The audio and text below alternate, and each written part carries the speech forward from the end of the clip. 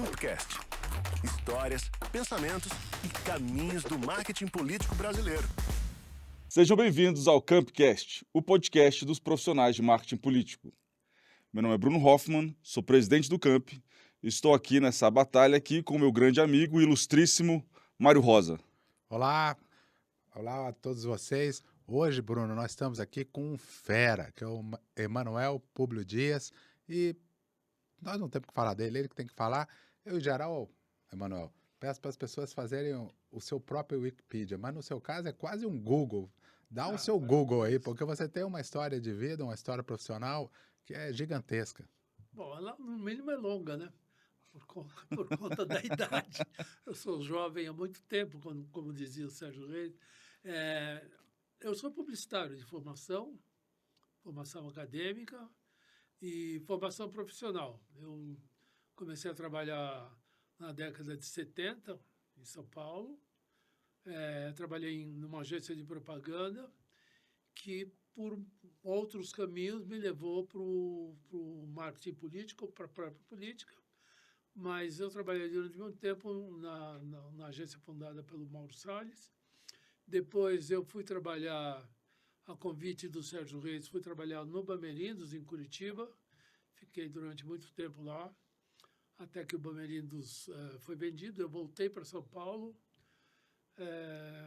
comecei a trabalhar, de novo, voltei a trabalhar com o Mauro numa empresa de negócios que ele tinha, chamada Interamericano. E eu sempre fui ligado à SPM. Apesar de ter me formado na USP, eu, desde o início, fui muito ligado à SPM, porque a SPM era a escola dos profissionais. A USP era uma escola, foi muito bacana, foi muito acadêmico, mas você saía de lá sabendo muito de antropologia, mas nada de fazer um anúncio. E eu fui começar a aprender realmente publicidade, fazendo os cursos na SPM, e fui me aproximando da escola. O Otto Scherber, que foi o presidente da escola, que sucedeu ao primeiro presidente, o Otto Scherber, e era um grande publicitário também, ele, da sua época, um alemãozão enorme, muito engraçado. E o Otto me convidou para dar aula na SPM. Eu era profissional, cuidava do planejamento, cuidava da área de estratégia. E eu falei, mas, Otto, eu nunca dei aula. Ele falou, mano, o pessoal me chama de mano, né? Mano, ninguém aqui nunca deu aula. Aqui é uma escola que ensina quem faz. Eu quero que você venha para cá no final do dia, 1 ou 2 vezes por semana, e de noite você começa a dar aula e conte o que você fez de tarde. E de manhã na agência. E durante vários anos, nunca ninguém me perguntou o que eu estava fazendo, e eu fazia exatamente isso. Eu chegava lá e contava as histórias da Ford, do Bradesco, da Brastemp, o que eu estava vivendo dentro da agência. E era assim que era a escola. Muito bem. Aí eu estava dizendo que eu continuei dando aula e sendo profissional, até que a escola, e aí já foi um outro publicitário também, chamado Luiz Celso Piratininga, um grande publicitário, líder do mercado, e ele virou presidente da escola e me convidou para ser diretor de marketing. Eu aí abandonei tudo que eu estava fazendo, porque era um emprego full-time, virei diretor de marketing, vice-presidente da SPM, e até 5 anos atrás, quando eu me aposentei não, parei com as funções executivas e fiquei só com as funções acadêmicas, dando aula na escola e retomando minha consultoria, meus trabalhos de branding, enfim, essa foi mais ou menos a história. O marketing político, como eu disse, entrou por aí, né? Primeiro, entrou por causa desses meus mentores, né? O Mauro era um ser político na essência, né? E ele trabalhava, sempre foi muito íntimo, transitava muito aqui em Brasília, chegou a ser ministro da Indústria de Comércio, ele era muito ligado com o Tancredo, muito mesmo, assim. E quando Tancredo fez a campanha para presidente da eleição indireta contra Maluf, o Mauro liderou a campanha do Maluf, que foi uma campanha engraçada, porque não precisava de votos. Você não foi eleição indireta, mas justamente uma das coisas que o Mauro falou, tem que tratar como eleição direta, a gente tem que pressionar os deputados federais. E aí, nesse momento, eu fui junto, sem saber muito bem o que eu estava fazendo, mas eu fui aprendendo, olhando e aprendendo, olhando e aprendendo, e eu percebi que era um caminho fantástico. Foi nessa época que o marketing, estou falando de 1984, 85. 1980, a eleição de Tancredo foi 85, Isso. 15 de janeiro. no final da década de 80, o marketing político começou a se estruturar. Concursos, a própria SPM fez um evento lá, e eu comecei a gostar desse assunto. Comecei a gostar Você lembra desse do tempo que foi essa campanha? assunto. A com campanha do Tancredo? Tancredo? É, Eu posso olhar minha cola? claro. Foi em 1984 a campanha do Sim, mas Tancredo. você lembra exatamente o tempo que vocês tiveram de trabalho com ele para essa Olha, campanha? o que aconteceu? Tinha havido antes a campanha das diretas. Sim.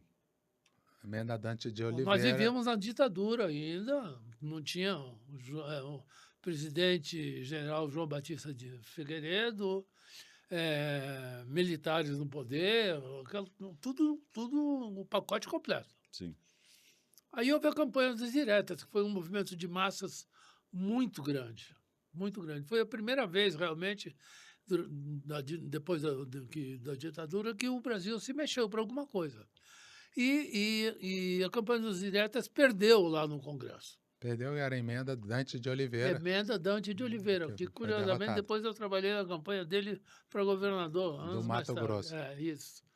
Mas então, a emenda Dante perdeu, mas ficou um gosto de vontade de votar, de vontade de democracia, e os militares não permitiam a eleição direta.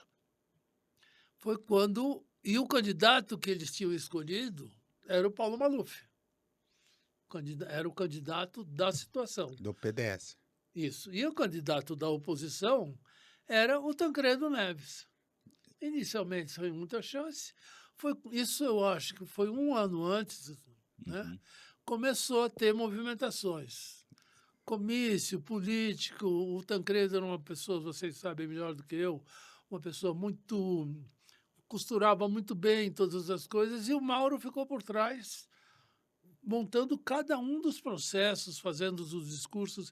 E a estratégia eu me lembro muito bem.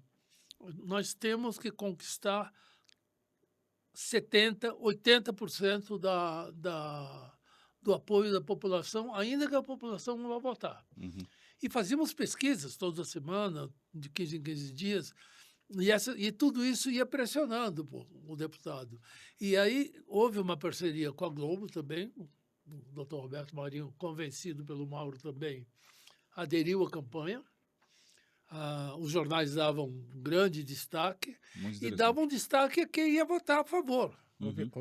Houve neste caso, apenas para fazer uma pequeno parênteses histórico, porque nas eleições de 2022 houve uma grande controvérsia sobre a eventual intervenção ou sectarismo do TSE em favor desse ou daquele candidato. Mas esta eleição aí, onde todos os ministros do TSE tinham sido escolhidos pelo regime militar, houve uma decisão que mudou toda a lógica, que foi o fim da fidelidade eleitoral, porque era um colégio eleitoral que elegia 600 e poucos eleitores, e o TSE, feito pelo regime militar, aboliu a fidelidade eleitoral, o que abriu possibilidade para que a oposição, que era minoritária, houvesse o movimento da Frente Liberal, que era uma dissidência do PDS, e permitisse a eleição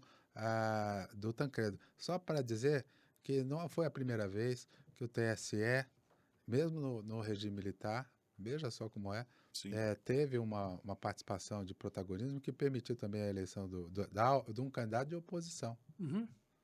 Então, e com isso foi crescendo, não? O movimento a favor de Tancredo foi crescendo, conquistando, inclusive, políticos tradicionalmente a favor dos militares. Teve o caso quase folclórico de Antônio Carlos Magalhães, que era o governador da Bahia, e na época era ministro, e sempre foi um grande defensor dos governos militares, e ele bate de frente com o general, com o general, não, com um ministro da Aeronáutica.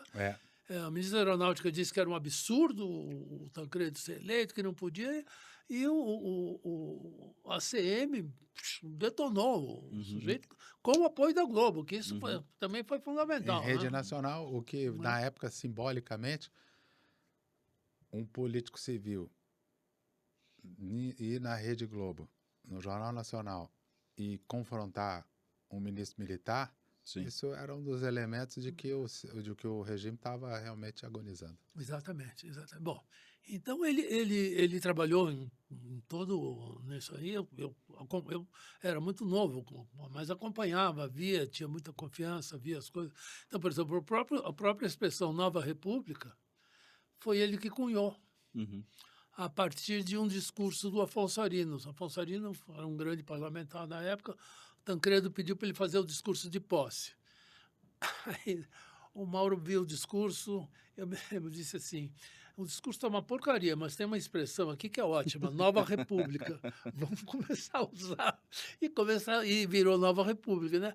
Vários casos que aconteceram Que é um assim. slogan, né? E foi todo um aprendizado de marketing político envolvendo jornalismo, envolvendo pesquisa, estratégia, porque havia uma estratégia por trás, envolvendo política, claro, você não faz marketing político se você não tiver uma costura política que te permita fazer o marketing político.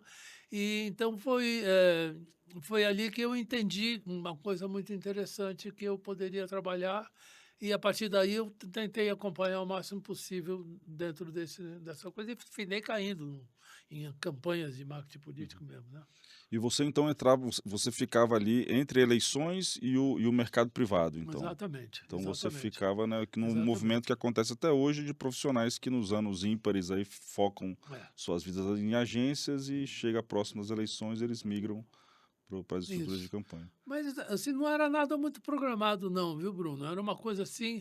Por exemplo, a primeira campanha que eu participei mesmo, de verdade, com um time montado, onde eu tinha uma função, etc., foi a campanha de eleição do senador José Eduardo de Andrade Vieira, lá no Paraná, que foi em 1989.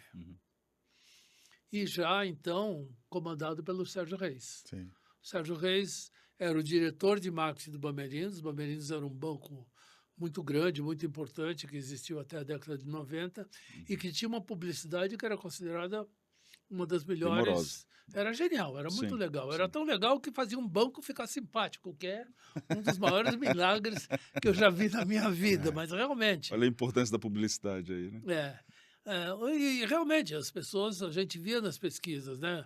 O banco tinha problemas e os clientes diziam assim, mas o Bamerindos é tão legal, cantavam os jingles, etc. Enfim, sim. O Sérgio era o diretor de marketing, tinha uma equipe, eu fazia parte dessa equipe, trabalhando para o banco, seguradora e tal.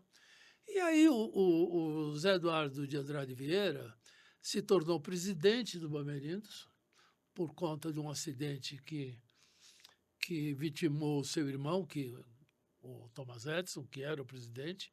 Ele, acho que nunca seria o presidente, mas o destino é assim. Sim. E ele é um cara muito ousado, começou a fazer uma série de coisas. Ele era uma espécie de anfangatê do mercado de bancos, né?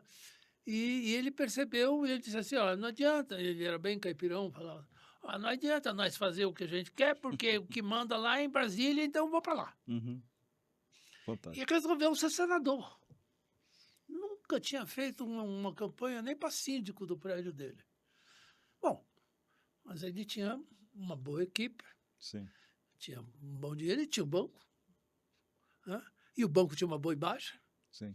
E apesar de, obviamente, não se usava o banco na propaganda, mas se usava um chapéu, que era um chapéu que mostrava o fazendeiro, o homem do interior do Paraná, e ele era conhecido pelo povo como Zé do Chapéu.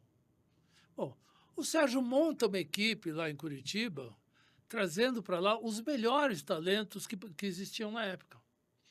Eu acho que aquela campanha, em 89, ela foi um turning point das campanhas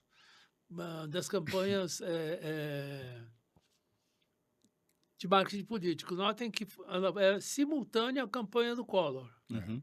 Exato. que também foi outro benchmark do marketing político, mas diferente. Quer dizer, a campanha do Collor era muito baseada na criação de fatos, na criação de momentos histriônicos, etc.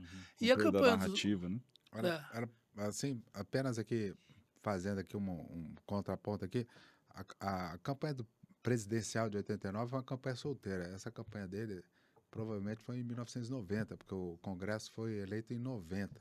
Foi logo a seguir. É verdade, é verdade. Foi em é 1990, porque, aliás, foi uma das dificuldades do governo Collor, porque a vontade popular que elegeu o Collor foi diferente da vontade eleitoral que elegeu o parlamento. Congresso. E isso foi uma das coisas que depois tentou se corrigir. É verdade. A campanha do Zé Eduardo foi em 91. Não, ele toma posse Toma em 91. posse em 91, Então, a campanha foi em 90, 90, tem razão.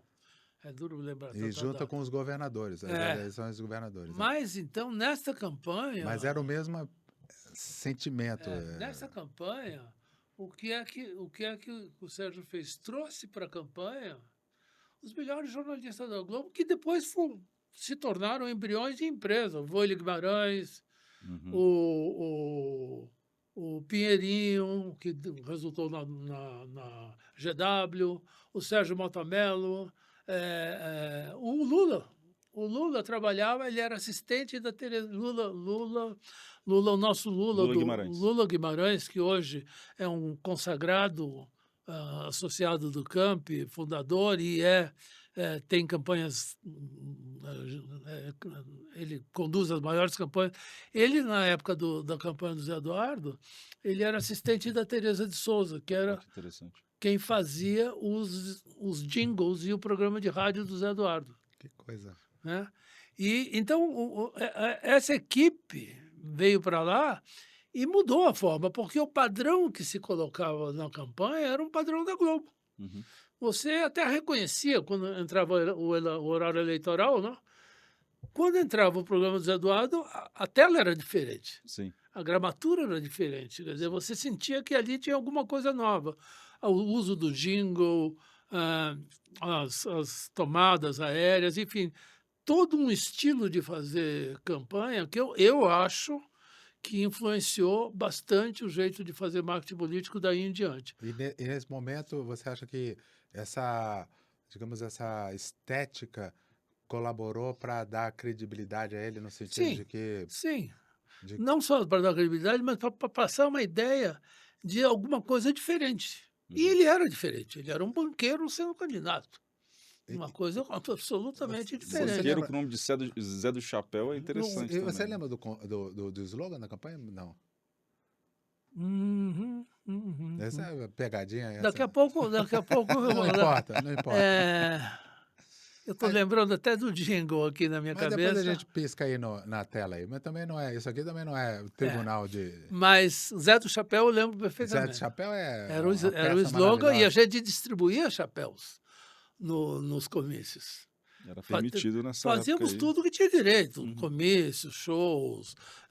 Naquela época você não tinha tanto limite da legislação eleitoral, então era possível fazer showmícios, era possível fazer campanhas, etc. Tinha obviamente, a legislação que era seguida, mas tinha uma grande possibilidade. Você preferia essa época? Ou você acha que realmente essa entrega de brindes, etc., isso configura realmente como compra de votos? Você acha que essas liberdades não trazem mais a ninguém população votava nele participar? pelo chapéu. Ninguém votava nele. Eles compravam o que o chapéu representava. Sim. E é isso que a gente queria mostrar, né? Quer dizer, nós tínhamos uma proposta de um bem... Você está usando, está apoiando o candidato também, não, né? Como? Se a pessoa colocasse na cabeça o chapéu também. Estava apoiando. Estava apoiando. Estava com toda certeza. Era quase que uma pesquisa instantânea, né? O chapéu era... E assim, muitos foram votar com isso. Houve até um questionamento ao tribunal se podia votar de chapéu ou não. Imagine. Se podia votar de chapéu ou não. E aí o tribunal falou, Roger, não pode impedir ninguém de votar de chapéu. Uma boa polêmica. Foi nessa, e ele derrotou políticos consagrados, como Paulo Pimentel, que era um grande, tinha sido governador. O Zé Eduardo, volta a dizer, nunca tinha feito campanha para síndico. Sim. Ele derrotou o Tony Garcia, que na época estava começando também. Né? Não tinha apoio de ninguém. Os candidatos a governadores eram o Richa e Requião, findou ganhando o Requião, mas ele não tinha o apoio de nenhum dos dois e nem apoiava nenhum dos dois. Interessante. A campanha dele era dele. Uhum. E talvez isso tenha sido o intangível que as pessoas compraram. Parte da estratégia aí. Mas ali, como eu estava dizendo, foi pela primeira vez eu participei de uma equipe com funções, com regras, com cronogramas, porque a coisa com o Mauro era meio assim, sabe? Era muito da intuição dele, como fazia e tal. Mas ali não, a gente tinha um comitê eleitoral, tinha um lado, o pessoal que cuidava da área política, tinha o pessoal que cuidava da área de televisão, jornalismo, pesquisa, etc. E eu sempre, desde sempre, ligado à estratégia, pesquisa, é o que eu sempre faço e sei fazer um pouquinho. Uma das características aqui do Camp é a pluralidade de profissionais com várias características diferentes. E você tem uma bagagem que é acadêmica, você tem uma formação no mercado privado sólida, de campanhas, mas eu queria, se você me permitisse, tem uma das figuras que eu acho que é uma das figuras, assim, gigantescas da comunicação brasileira com quem você trabalhou, que é o Mauro Salles, e que a gente fala muito de profissionais que são mais famosos recentemente, do Washington Oliveto, do Nizam, do próprio Duda Mendonça, do Saragossa e tal, todos sabem. Mas o Mauro, até pela própria descrição dele, né, ele nunca foi uma pessoa de se autopromover, eu gostaria, se você pudesse falar de um ou dois, três casos que você viu, porque eu acho ele assim, um gigante da comunicação no Brasil. Olha, eu sou suspeito para falar porque eu sou fã de carteirinha número 1 dele, ou 2, ou 3, por aí. Eu disputo essa. Eu trabalhei, como te disse, bastante tempo com ele, e ele é uma figura que teve essa proeminência porque ele foi não apenas um publicitário, um jornalista, ele gostava de se dizer político. Ele falou, o que eu faço é política, só que eu uso os instrumentos que eu conheço. Uhum. Né? E ele, o berço dele foi político, o pai dele era senador, ele morou no Rio de Janeiro nas décadas de 50, 60, quando o Rio de Janeiro era efervescente, teve um network que ele conhecia todo mundo no Rio de Janeiro, isso facilitou que ele fizesse todo tipo de contato, e ele era jornalista, ele era redator-chefe não, secretário-geral do jornal O Globo, que era um dos mais importantes. Ele desenvolveu aí uma grande amizade com o Dr. Roberto Marinho, que era o presidente fundador das organizações do Globo. Ele, então, inclusive, ele trabalhou na fundação da Rede Globo. Ele foi o primeiro diretor de jornalismo da Rede Globo. E ele também era um apaixonado por automobilismo. Ele corria de MG lá naquele circuito da Gávea, acompanhava, tinha carros de corrida, ele escrevia sobre automobilismo, fotografava muito. E nessas conversas ele conheceu o Max Pierce, que era o presidente da Willys Overland do Brasil, que era uma das montadoras de automóveis que existiam, que foi depois comprada pela Ford. E então ele, conversando com...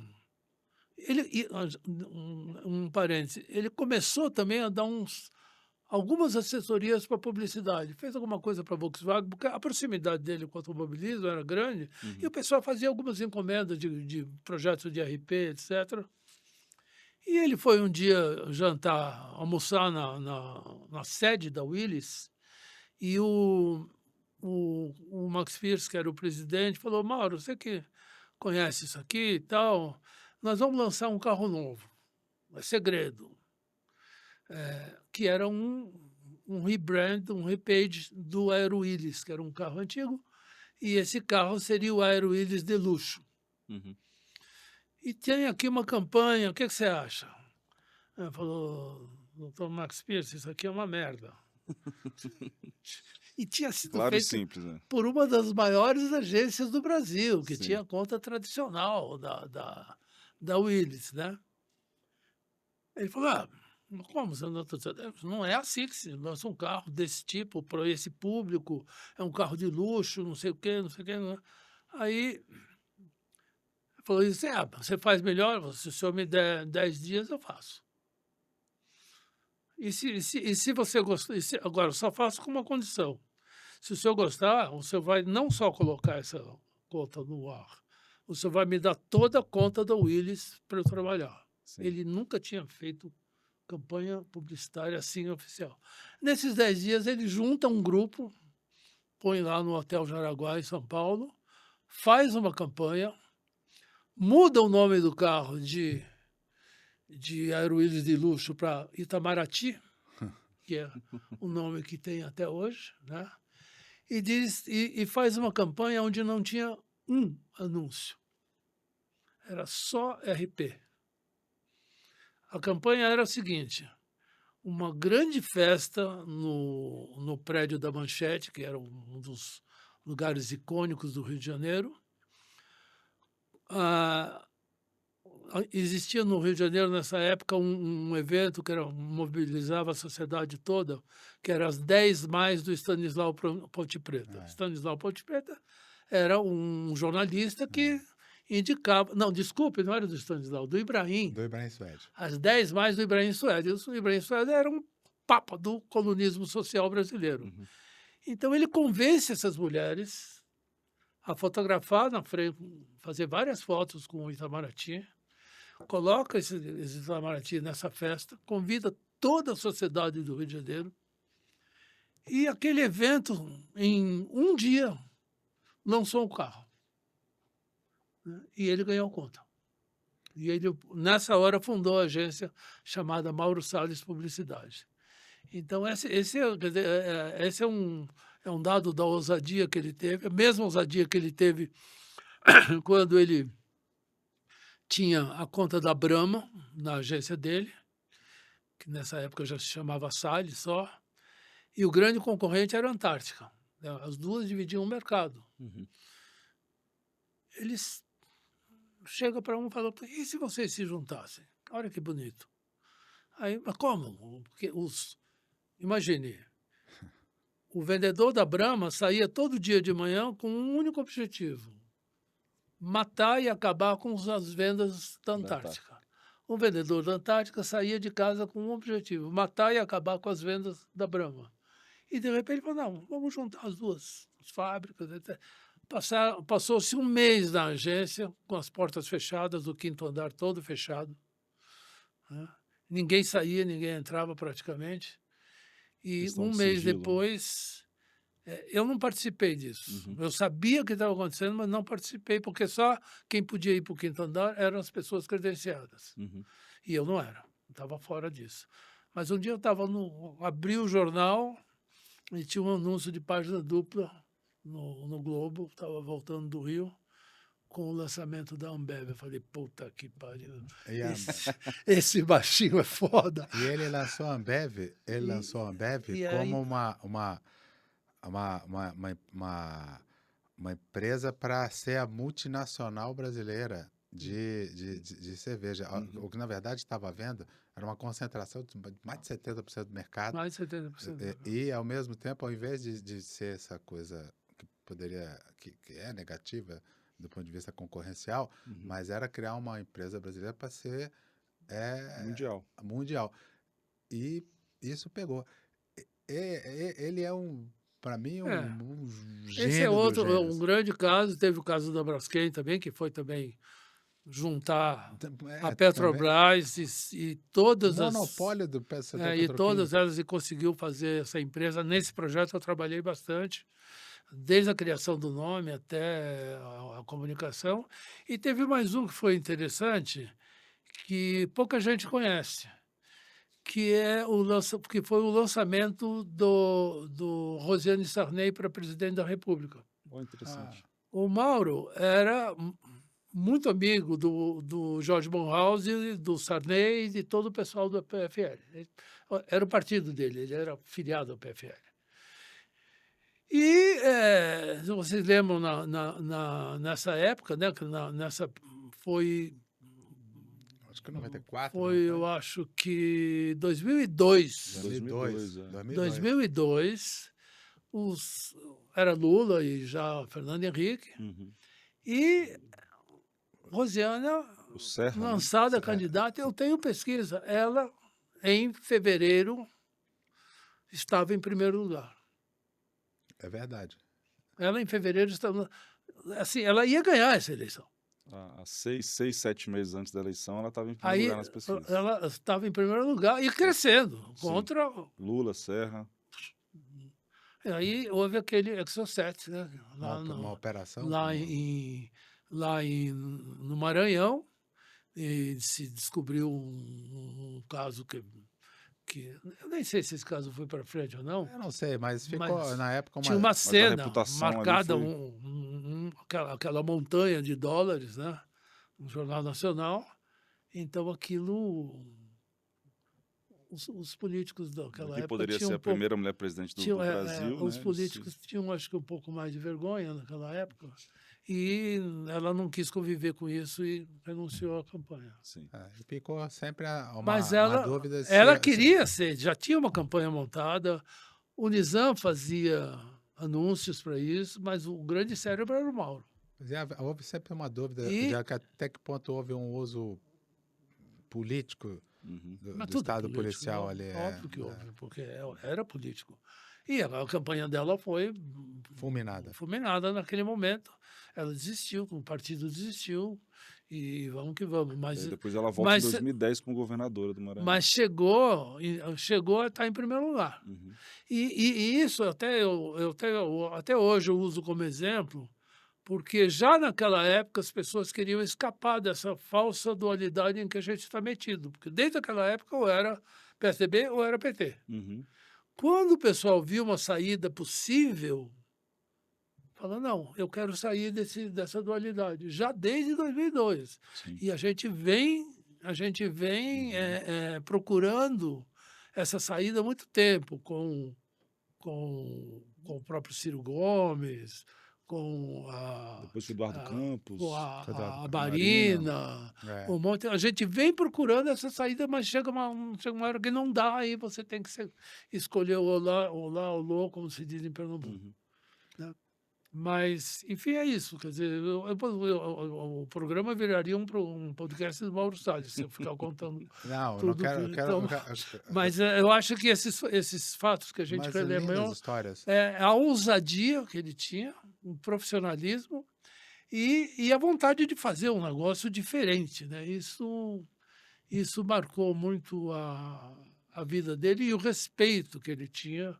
Ele era o líder da indústria da propaganda tranquilamente. Acho que quando o Bruno tomou essa decisão de colocar sempre o profissional de marketing no centro aqui do podcast, é justamente para colocar primeiro essas histórias como o protagonista e vocês profissionais como contadores de história e para fazer esse registro histórico não só de profissionais como você, mas de outros profissionais, né?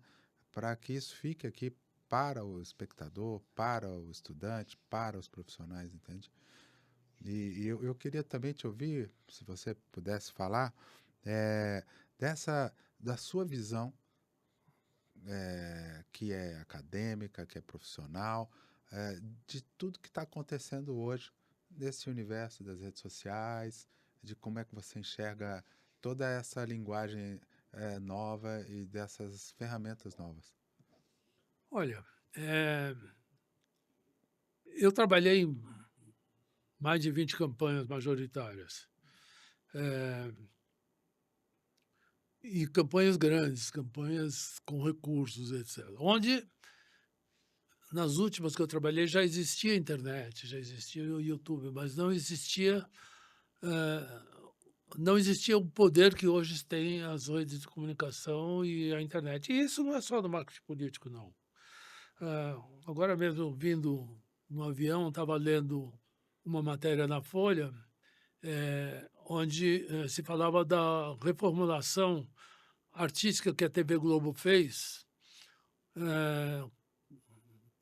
abrindo mão dos seus artistas icônicos,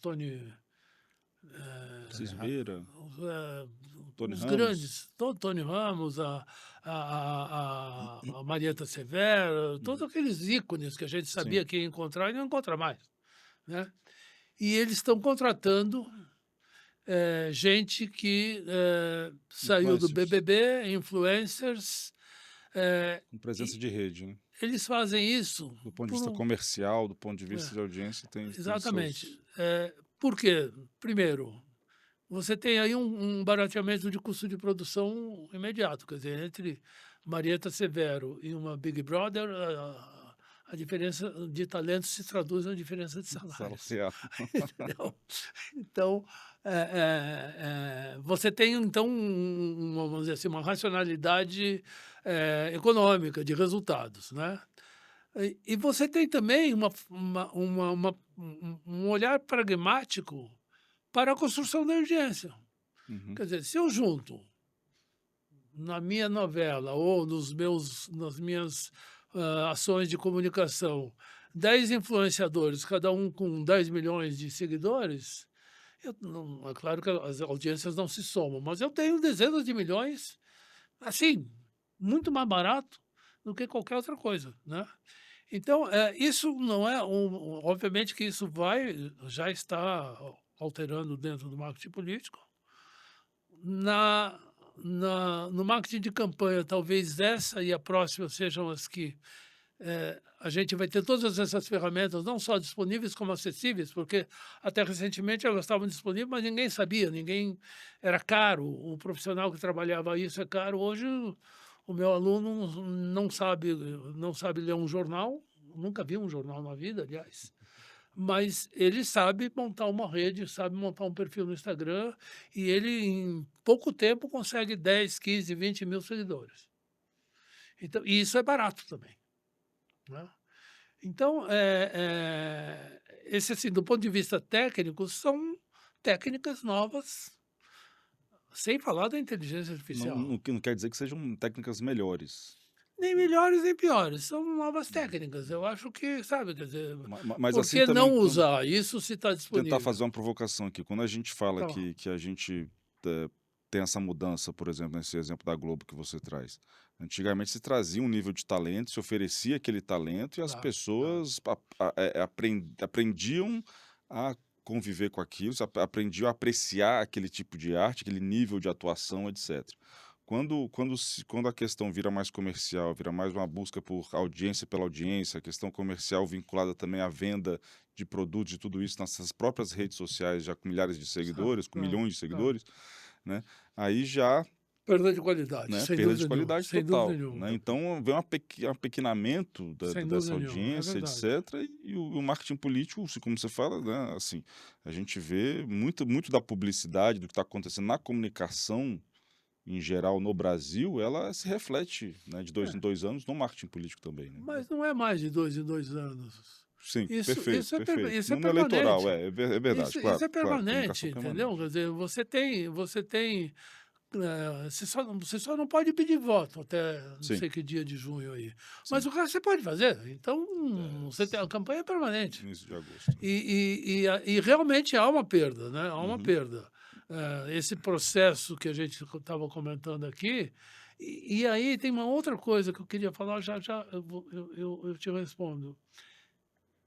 Eu acho, e sempre digo e escrevo, que nós somos instrumentos da política, nós não somos políticos. A minha campanha será tanto melhor quanto melhor for o político para quem eu trabalho. Assessorar. Eu não tenho condições de melhorar o processo político como profissional de marketing político.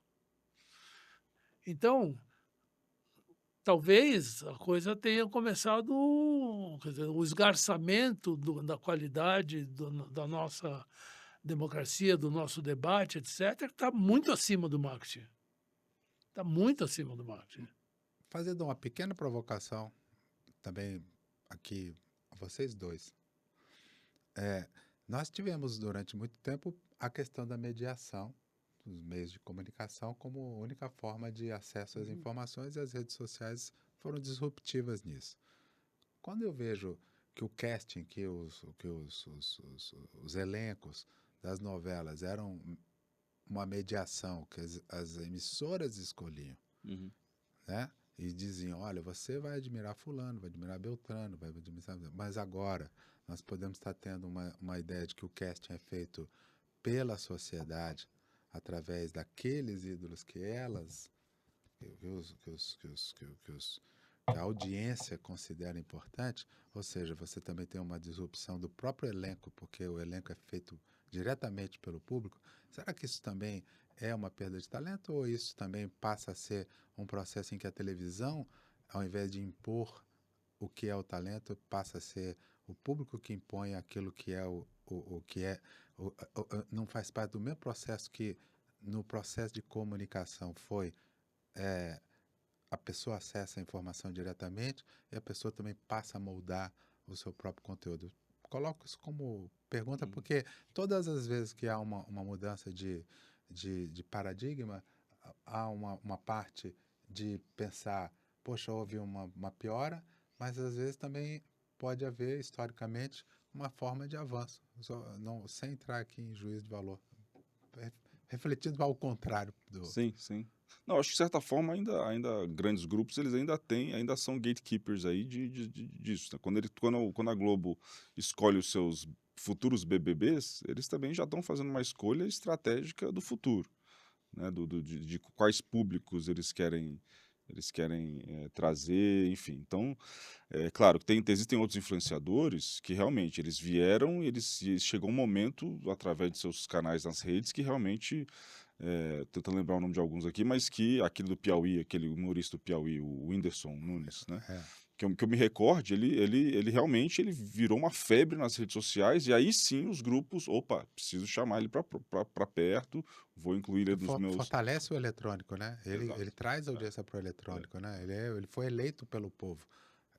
O que eu quero dizer é o seguinte, a única forma das pessoas aparecerem antes na política era através dos veículos de comunicação, e esse processo que você conta do Mauro Salles era assim, era através dos mediadores.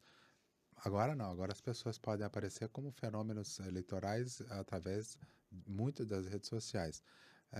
Não para presidente da República, mas para vários cargos.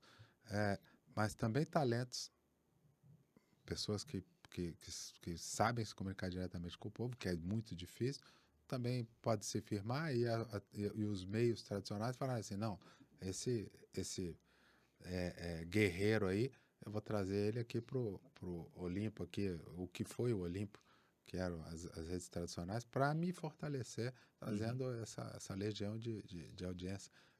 Também é um processo que também é mais democrático, talvez, não? Assim, era isso que eu ia dizer. Quer dizer, se de um lado você teve um rebaixamento da qualidade e essa qualidade se retroalimenta, porque o público também consome isso e produz, porque a diferença agora é que o público pode falar. Nessa época, o público não falava nada, só ouvia. Então, do ponto de vista assim, do exercício democrático, é muito bom. Agora, a gente vive um momento de disrupção absoluta, um momento onde o próprio sistema democrático está sendo posto em xeque, né? Onde o sistema de representação através do voto está sendo discutido, e discutido não é entre golpistas, não, discutido entre gente séria, para ver se realmente isso ainda funciona ou não. Tomara que sim. Mas é um momento novo e a gente tem que pensar também no imediatismo da coisa. A gente estava falando de Marieta Severo e Tony Ramos. Você acredita que dentro de 10 anos alguém fale do Whindersson? 10 não, 5? Dele não, mas vamos dizer assim, que muitos desses fenômenos qualquer um passageiros... Me põe em lista alfabética, a gente escreve aqui, daqui a 5 anos a gente volta a falar e vê quem ainda tem algum poder de comunicação. pouco importa, porque haverão outros Sim. É. naquela hora. E outros, e outros, e outros, e outros. Então, a dinâmica do processo de comunicação de massa mudou, porque é um processo de comunicação não é só para as massas, nem com as massas. É um processo massificado de comunicação de ida e volta permanente. E pouquíssimo controle, isso é que é pior. Sim. Pouquíssimo controle. Então, nós estamos aí com essa discussão sobre o controle dos conteúdos, das redes, etc. E a gente está ainda nos umbrais iniciais da inteligência artificial. O que vai acontecer é muito complicado. Pois é, professor, a gente sabe que você é né, primeiro, você convive com. Você é eternamente jovem, você convive com jovens, né, Muito a bom, todo obrigado. momento, né, através lá das suas aulas na ISPM, etc. Né, você tá sempre conectando com eles. E eu sei que você é um curioso também, está sempre experimentando ferramentas, está sempre vendo possibilidades do que é possível. Então, quando você fala sobre inteligência artificial, né, é isso também. Eu tenho certeza que você tem estudado e visto o que outros países têm feito. Como é que aprofunda mais esse assunto? O que você acha Olha, que está por vir aí? vamos dizer assim, é um novo approach de geração de conteúdo e de estudos. Uhum. Eu sou a favor. Eu Sim, incentivo meus claro. alunos a usar. Né? Nem, Porque, nem adiantaria assim, ser contra, né? Porque é não, irreversível. não tem, mas não tem por que ser contra, gente. Exato, exato. Sabe? Eu dirigi lá na agência, na Salles, um departamento de informação e pesquisa que tinha 20 pessoas só para fazer clipping. Imagina. Só para fazer clipe e colocar em pastas. Sim. Para quando algum atendimento falar, eu preciso de coisa sobre sabonete, a gente ia lá. E se não tivesse, tinha que ir lá na Editora Abril, na Marginal, No DDoC. no DDoC, para ficar pesquisando e fotografando para ver se tinha alguma coisa. Hoje, eu com o Google faço 20 vezes mais coisas que aqueles 20 pessoas que estão lá. Então, ótimo. Né? Então, assim, a inteligência artificial ela permite que você trabalhe imagens, trabalhe textos, se aprofunde em pesquisas, coisas que você não consegue, você sozinho, nem com uma equipe, simplesmente não conseguiria fazer. Vai substituir o ser humano? Não vai. Porque as respostas também são muito ruins e vai haver Tem evolução. vai haver uma diferença de talento. Eu digo assim, ninguém vai perder emprego para a inteligência artificial. Você vai perder emprego para um outro colega seu que sabe usar a inteligência artificial melhor do que você. Então você trate de estudar. E eu sou um curioso, né?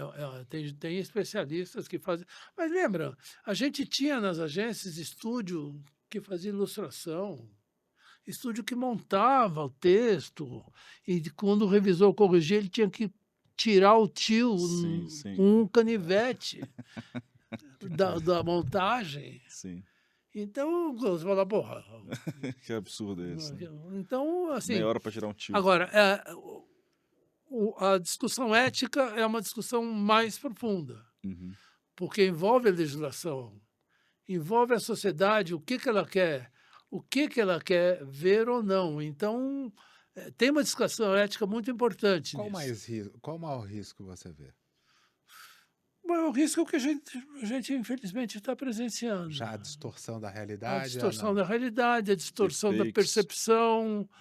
Você não, quer dizer, tem gente que trabalha hoje, sem nominar ninguém, mas tem gente que trabalha permanentemente com a distorção da realidade, porque a realidade não lhe interessa. Então, se essa realidade não me interessa, eu, em vez de trabalhar para mudá-la ou para trabalhar dentro dessa realidade, eu crio outra. E outra, e outra, e outra. Esse é o grande perigo. As pessoas já não... Eu conheço gente que vive em outro mundo. Ou eu estou em outro mundo, de repente. Mas eu não estou no mundo dele, entendeu? Isso é muito perigoso, né? Se o professor Mano está falando de ética aqui, então só para lembrar também que ele é um dos nossos autores no livro Marketing Político no Brasil, e ele escreveu justamente um capítulo sobre ética no marketing político. É verdade. Amaral, eu queria lhe ouvir um pouco também. Você tem um trabalho maravilhoso com jovens, já levou 500 jovens para o Festival de Cannes. Festival de Cannes. E eu queria te ouvir um pouco com essa experiência toda de profissional e de formador de pessoas. O que você diz aí para o pessoal que está querendo começar, o pessoal que está querendo trabalhar? Qual é a sua visão de um profissional de marketing político? Mensagem otimista, uma mensagem. Sim, é uma mensagem otimista. Nós temos profissionais excelentes. Pega a lista do profissional do camping, manda o currículo para qualquer um deles e pede para trabalhar com eles. É o que eu diria, é o que eu dizia isso para os meus estudantes de propaganda, na época que propaganda era uma carreira que atraía as pessoas, não é mais. Eu dizia, cria coisas legais, refaz um anúncio e manda para o Neil Zaragoza, que era um diretor de criação lá da DPZ. Manda o seu projeto lá para o Carlos Siqueira. Enfim. Mas você formou muita gente. Mas hoje eu diria, em marketing político, eu diria assim, procura quem está trabalhando, é o único jeito, né? Procura quem está trabalhando e tenta começar como a gente começa, né? Experiência na prática. Como a gente começa. Tenta estudar, obviamente, estuda, não tem cursos específicos de marketing político, mas você consegue fazer cursos na SPM mesmo, tem cursos livres que você consegue fazer de estatística, depende do seu talento, né? De repente você pode fazer um curso de design gráfico, você pode fazer um curso de ciência de dados, você pode fazer um curso de estatística, enfim, inclusive hoje a formação é muito profissional, ela é muito mais assim, igual o mercado, do que assim. Então, você pega um pouco de estatística aqui, um pouco de CRM aqui, um pouco aqui de planejamento, sociologia, e vai estudando à medida que você tem esse interesse e procura se aproximar do mercado. O mercado não vai bater na porta de ninguém atrás de você, por melhor que você seja. A gente falou, antes da gente terminar aqui, até o Mário, que é muito mais jovem do que eu, ele estava me lembrando aqui no início do programa, que eu preciso pedir para vocês curtirem, então curte aí, comenta, né, manda o link, enfim, compartilhem todo esse trabalho aqui que a gente tem feito, esses bate-papos, que são realmente arquivos aí do marketing político, da comunicação brasileira. Antes da gente terminar, a gente não pode ir embora também para tirar um pouquinho de você, que acho que é uma das suas maiores expertises aí, que é do ponto de vista não só da estratégia, mas a parte de pesquisa, né? Ela é essencial, acho que ela é essencial para todos os profissionais, né, que estão pensando em estratégia, mas se você puder elaborar um pouquinho isso, contar um pouco como você trabalha, a gente tem clientes e tem clientes, né? Tem clientes que dá para fazer coisas maravilhosas, dá para acompanhar tudo, dá para pré-testar tudo, tem outros que não. Tem outros que a gente tem que também usar um pouco do feeling, um pouco da experiência, né? Buscar outras formas, talvez um pouco mais baratas, de se pegar um pouco dados, informações para se tentar, né, buscar esse caminho. Conta um pouquinho disso para a gente. Bom, eu sou um cara que uma vez eu mandei fazer um adesivo e coloquei no carro. Eu acredito em pesquisas. Porque... Todas elas, isso. Não é negacionista. Não, porque realmente, quer dizer, as pessoas ou não acreditam de verdade ou dizem que não acreditam, mas assim, e contam os maiores, até melhorou muito, né? Porque no início as pessoas não tinham, o próprio jornalista não tinha a menor noção de por que entrevistar 2.000 pessoas representava um eleitorado de 50 milhões, né? Não faz sentido. Enfim, a pesquisa funciona. Eu já tive muito sucesso pessoal e profissional acreditando em pesquisas.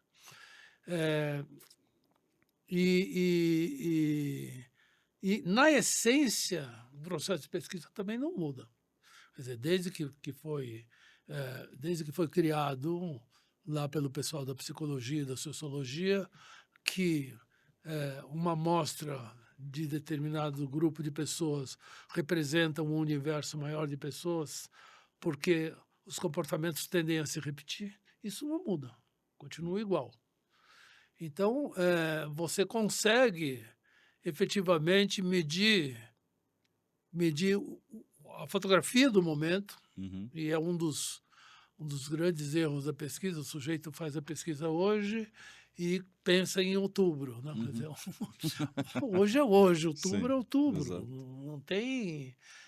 Você tem que saber, para saber outubro, você tem que saber abril, maio, junho, julho, setembro, Acompanhar as de tendências. repente sementes, toda Uhum. semana, todo diário, né? Aí você consegue estabelecer uma tendência que tem grande probabilidade de acontecer, Perfeito. né? Então, a forma de fazer e de ler a pesquisa não mudou. Você escolhe um objetivo da pesquisa, você escolhe qual é o universo que você quer pesquisar, e você aí vai saber qual é a melhor técnica que você vai empregar. Se quantitativa, se qualitativa. A quantitativa é aquela que você faz um questionário para centenas, milhares de pessoas, e você tem resultados numéricos, quantitativos. A qualitativa é aquela que você entrevista poucas pessoas ou reúne essas pessoas em grupo e você consegue se aprofundar. Eu sempre, a receita que eu sempre passo, o conselho que eu sempre dou em todo lugar, falo, você tem que ter uma mistura das duas coisas. E você tem que fazer com que elas se retroalimentem não, uma provoque a outra. A quali provoca a próxima quanti, a quanti provoca a próxima quali. Legal. E aí você vai... Porque o grande objetivo, para quem está trabalhando numa campanha, não é o de hoje, até porque a pesquisa se tornou também um instrumento bem mais barato para se fazer, né? O de hoje está ali, você está tudo bem, mas o mais importante é a semana que vem. Uhum. Isso é que vale mesmo, né? Os assuntos, a forma de abordagem, a receptividade ao programa. E hoje você consegue, as redes, a gente estava falando da importância dela, você consegue ter um termômetro diário Perfeito. Isso que eu de ia comentar quais também. são os assuntos, de como eles têm sido abordados, qual é o tipo de público que está fazendo. Hoje, e eu tenho uma consultoria hoje de tendências, vou fazer o meu merchan também, Por tá? favor. Eu tenho uma consultoria hoje de tendências e insights para o mercado comercial, porque ainda não tinha tido campanha, não sei se vai ter. Mas o que a gente faz? O dado hoje não é mais problema. Uhum. O dado é barato, disponível, está aí. O grande problema é que tem tanto dado que você se perde. Sim. Então, o que a gente faz na nossa empresa é tentar procurar nessas tendências o que é a base, o que é o extrato, o que é o fundamental, o que não vai mudar, não o que vai mudar. Porque o que não vai mudar é o que vai determinar o que vai mudar. Eu não sei se eu consegui explicar. Mas você tem um monte de coisas que estão acontecendo. E muitas análises. E essas coisas muitas vezes são contraditórias entre si ou elas são ininteligíveis para uma análise de primeiro grau. Aí você fala, bom, tudo bem, vou esquecer o que eles estão falando aqui, vou querer... O que é que todos estão falando e que é permanente? Uhum. Quando eu encontro isso, aí eu consigo reler toda a pesquisa de uma forma completamente diferente e singular, né? Então, assim, a pesquisa hoje é barata de fazer, tem bons profissionais que fazem, tem boa credibilidade, você consegue fazer online, inclusive, com bastante confiabilidade, né? Eu gosto mais das presenciais, mas elas, principalmente em momentos de grande indecisão, mas a coleta dos dados hoje não é mais problema. A análise, sim. Claro. É aí que está a inteligência, né? Aí Aí que que você tá. consegue traçar Você coloca uma questão aí, novamente, que a inteligência artificial não vai conseguir fazer isso aí, essa análise. Talvez ela seja um dos agregadores de assistente, né? dados. Isso. Era mais a interpretação. Vai chegar perto. Vai chegar. Chega perto. De novo, alguém mais inteligente do que ela vai ler e vai falar, não, mas aqui ela falhou. Pois é, mas Ou então alguém vai vai ter a manha de fazer a pergunta certa, porque ela Sim, só o responde o que prompt faz. da coisa é aquilo É. tá o segredo, né? Mas ela vai fazer isso sim, ela vai dar tendência sim. Ela já dá. O que eu acho sempre dessa coisa de inteligência artificial é que a gente tem que ser melhor do que ela em algum ponto, né? Ela elevou a necessidade nossa de pensar melhor porque a inteligência artificial já colocou o nível de reflexões num nível muito elevado. Bom, nós temos que agregar alguma coisa em relação a isso, de alguma forma, o que é bom. Sim. Você tem que ser artista, você tem que sonhar. Uma inteligência artificial não sonha, isso é muito interessante, né? Eu estava falando isso, eles não sonham. O computador não sonha, e o ser humano sonha, um bom político sonha, uma boa comunidade sonha, entendeu? Ousa. Eles não, a inteligência artificial não ousa, ela só vai no certo. O ser humano sofre, né? Tem sentimentos. Isso vai alterando as coisas. Mas a inteligência artificial ela não ousa, e você ousa. Então, se para lançar um carro precisava de uma campanha publicitária tradicional e a inteligência artificial, se existisse, te daria uma super campanha para lançamento do carro, Perfeito. aí vem um outro cara e fala, não vai ter anúncio nenhum, vai ter uma festa com as 10 mais elegantes do Ibrahim Sué. Isso ela não vai fazer. Você coloca uma questão, quando você estava falando, estava pensando, a inteligência artificial no 11 de setembro, ela não pula do prédio. Não pula. Sim, provavelmente Ela não vai pula. ficar andando ali naquele jeito ali. sim. O ser humano mas ela tem não- reações Mas que... a inteligência artificial não se incomoda em acabar. Ela não tem essa sensação. Pois é, mas... Ela não tem esse senso de ser. Medo de... Sim, mas O ser humano, sim, é o ser humano, né? entendeu? Então, mas... Mas não é para... Para mim é uma ferramenta aí. Boa ferramenta, maravilhosa, né? Uma ferramenta, como foram tantas. Emanuel Públio Dias, mano, para os amigos, para os conhecidos. Recebemos uma aula magna aqui do nosso Olha. decano da ISPM hoje aqui, associado nosso já há bastante tempo. Uma honra ter você aqui conosco. O tempo voa, mas maravilhoso a gente poder documentar isso aqui nos anais do camp aqui. Bruno tinha essa preocupação desde o início, que era reunir conhecimento e também deixar registrado esse conhecimento disperso de pessoas como você. Quem são, como pensam, o que comem. Como se reproduzem. Porque tem uma questão Onde aqui vive. de registro histórico, sabe? De pessoas que eu sempre lamento muito que a gente não tivesse aqui na época do Einar, um grande profissional, né? Que poderia ter deixado aqui tanto ensinamento para tanta gente. E é um orgulho estar participando aqui dessa entrevista com você. Então, O Alec Duarte também, que nos deixou também, mais um que com certeza estaria aqui. Daqui a uns 30 anos falou, ainda bem que o Emanuel veio aqui, ele deixou depoimento, ele é uma grande lembrança.